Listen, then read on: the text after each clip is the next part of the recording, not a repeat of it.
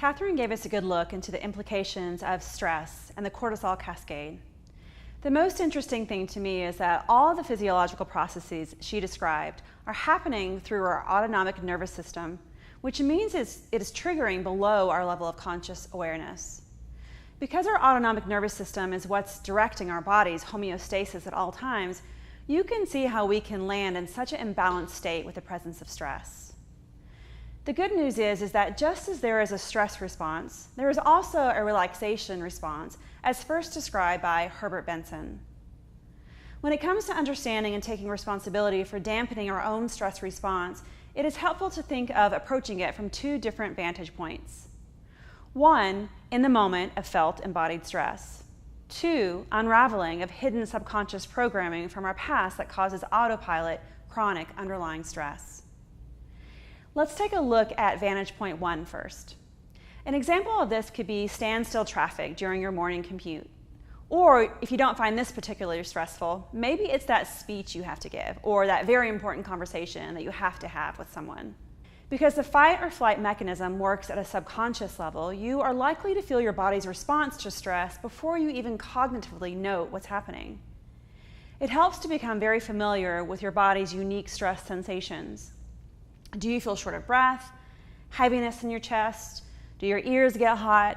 Think back to all of the processes Catherine described. The moment you feel these things happening in your body, know that the stress cascade is in full effect. You can think of it like a switch turning on or hitting the gas pedal to your physiology. Now is the time to intervene. Take a deep, slow breath. You will immediately be triggering the vagus nerve, which can act as your switch off to all the firings of the stress response. Take a look at your surroundings. Switch your brain into present moment awareness and away from rehearsing or rehashing. Feel your heart rate slowing. Feel your blood pressure regulating. Invite your mind and body into balance. At this point, I like to take on the personal mantra of, I am clear, I am present, focusing on the past or the future will not serve me now. Vantage point one helps with the immediate stressors that we can more easily notice and feel. Vantage point two will help with the longer-term chronic stressors. Do you ever just get the feeling you're stressed or anxious but not exactly sure why? It can sometimes be an underlying tone or dull state of being. However it is for you, we all have these periods of feeling off. Our brain stores past experience that we can think of as old software programming within our neural circuitry. Some event happens that evokes strong emotion within us, we assign it a meaning, and then form embedded thoughts, beliefs, and perceptions around it. These old software programs can be such a big part of who we are that we don't even realize they are running anymore. Our bodies become driven by this software to such an extent that triggers from our environment immediately invoke the same patterns of feeling, emotions, beliefs, and perceptions, even when they are no longer relevant or useful. These hidden programs are at the core of all of our self-limiting behaviors and perceptions.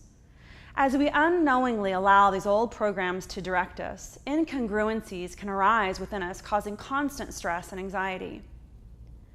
The good news here is that once we realize this, we can begin compassionately unraveling the old software through self-observation, which begins with presence.